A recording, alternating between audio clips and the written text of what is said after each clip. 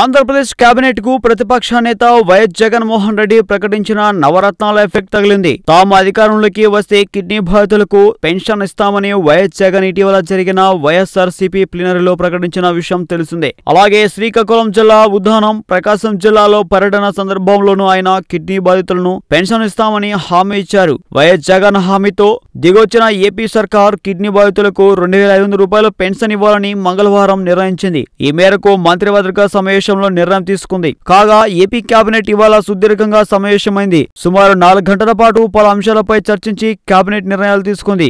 AP state water corporation ఏర్పాటుకు cabinet ఆమోదం తెలిపింది. అలాగే బెల్ట్ షాపుల తొలగింపుకు నిర్ణయం, రోడ్డుపై మద్యం సేవిస్తూ కనపడిన అరెస్ట్, బహిరంగ మద్యం వాడకం నివారణకు కఠినంగా వ్యవహరించాలని నిర్ణయం, డయాలసిస్ రోగులకు 2,500 రూపాయల పెన్షన్ ఇవ్వాలని నిర్ణయం, ఇసుక అక్రమ రవాణాపై చర్చించిన కేబినెట్, ప్రతి జిల్లాలో 4 కమిటీ వేయాలని నిర్ణయం, కలెక్టర్, ఎస్పీలతో పాటు మరో 2 కమిటీ, ఇసుక రవాణా ఛార్జీలపైన నియంత్రణ ఉండాలని నిర్ణయం.